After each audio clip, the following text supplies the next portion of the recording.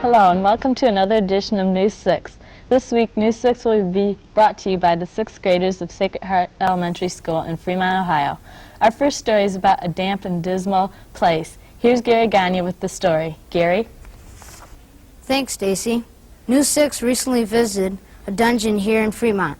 Sandusky County Courthouse was built in 1840. In the basement are 12 cells. Although they have not been used to house prisoners over 100 years, they remain today as a grim reminder of jail conditions in the 1800s. Each cell is shaped like a rectangle and measures 12 by 6 feet. The dungeons were constructed with limestone from local quarries. Ken Hurt took News 6 on a tour on the historic jail. Hi, today we're at the Sandusky County Courthouse waiting to talk to Ken Hurt about the dungeons, but first we have to find him.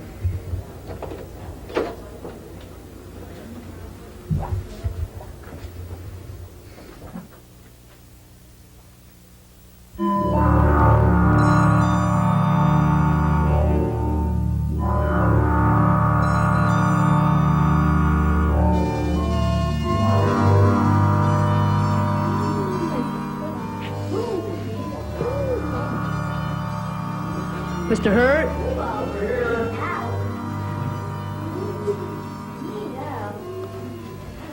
Hi there. Hi, kids. Hi. Welcome to the Sandusky County Dungeons. The dungeons were made in 1840. This was made to hold prisoners that violated serious crimes back in those days. And these dungeons were used for 14 years. These stone come from the local quarries, and it's limestone. This is what your ceiling is made out of. The floors, the walls, the whole complete structure is made of this limestone quarry. As you notice, the doors are not that wide. The ceilings are low. After you see what these cells look like inside, it certainly wouldn't be a very pleasant place to be having to spend some time. Thanks, Chris. News 6 recently visited with Mr. William Smith. Mr. Smith has been teaching archaeology at St. Joseph Central Catholic High School here in Fremont for about 10 years. Mr. Smith explained that archaeology is the study of the life and culture of ancient people. This is done by excavating or digging in the earth to uncover artifacts and human remains. He has been excavating various Indian villages and burial sites, but some artifacts, such as Indian spears and dart heads, can also be found along rivers and streams. Mr. Smith always explained the grisly process of scalping. He said that scalps were taken by pulling up on the hair from the center of the head and cutting a patch of skin about the size of a silver dollar. One News 6 reporter modeled a silver bear claw necklace found at one of the excavation sites. The silver came from silver coins that had been melted down. Mr. Smith taken part in the excavation of about 200 historic graves. He explained that when a burial site is excavated, they usually photograph the bones, determine the age and sex and cause of death. Then the graves are covered up and the site is left as it was found. Thanks, Reva. News 6 also visited a historic home recently. The Dillon home, which is located on Buckland Avenue in Fremont, is a 19th century home. It was built in 1815 by the Dillon family, who were close neighbors of President and Mrs. Rutherford B. Hayes. The home is now owned by the President Hayes Foundation. Margaret Nicely led News 6 on a tour of this beautiful Victorian home.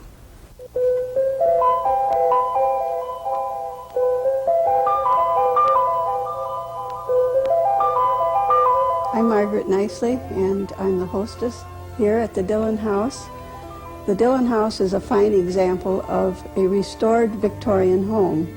This is a portrait of Ralph Pomeroy Buckland. General Buckland was Rutherford Hayes' first law partner here when Fremont was called Lower Sandusky. This was in the 1840s. Mrs. Dillon was the daughter of Ralph Buckland. The wood that you see is primarily butternut, the same type of wood that was used in the Hayes home. The Hayes family and the Dillons were old neighbors and old friends.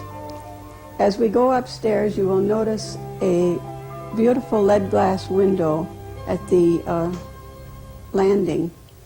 The Steinway piano in the music room is over 100 years old. The bedrooms upstairs are furnished in antique furniture. The furniture in the red room is the oldest furniture upstairs, dating back to the 1840s. In the wheat room, you will notice a fine example of a bentwood cradle. The books in the library are duplicates of ones that are in the Hayes Library, and they are used by researchers when they come here. Mr. Randy Veliquit is a professional archer and an instructor for the National Bow Hunting Educational Foundation. He recently spoke with News 6 about his style of shooting, which is called instinctive shooting. He also demonstrated his shooting skill by popping a balloon as it rotated on a table. The table was revolving at a speed of 1 revolution per second. Have you ever seen anyone put out a candle with an arrow? Mr. Veliquit did, from a distance of about 20 yards. A lifesaver hanging from a coat hanger was also a challenging target for Mr. Veliquit. Let's watch now in slow motion as Mr. Veliquit demonstrates his skill for News 6.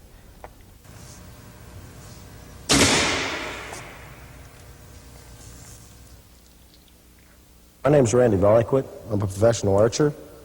Now, I've been into archery since I've been 11 years old. Started in my backyard.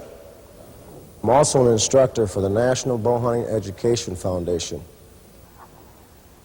which is all over the United States. And what we do is we instruct other bow hunters in the proper procedures on hunting with a bow and arrow. There are approximately 90,000 archers in the state of Ohio alone. You want to remember, never shoot into the air. Okay? Never have somebody holding something in their hand while you're shooting them. I don't do it. Not even to this day, I don't do it. I won't do it. It's too dangerous. Safety first. There are different styles of archery, but it's still archery. There are sight shooters who use sights. Some archers use scopes, which is just like a rifle scope. It's on the bow. This is called the freestyle. Some have peep sights weaved in their string, so they may look at their sight and put it exactly where they want it. And my particular style is what we call instinctive. I use no sights, no aiming devices. I look right at the target, exactly where I want to hit it, and I release the arrow and hope it gets there.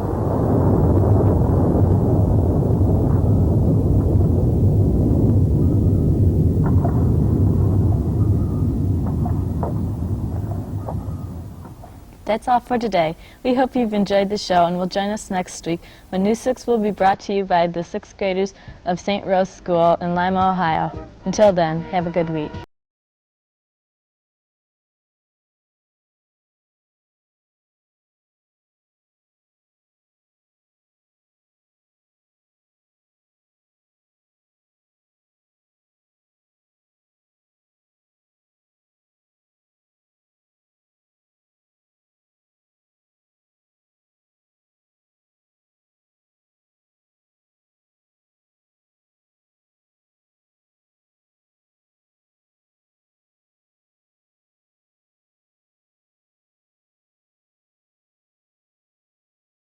Production of today's edition of News 6 is made possible in part by a grant from the Toledo Edison Educational Services Program.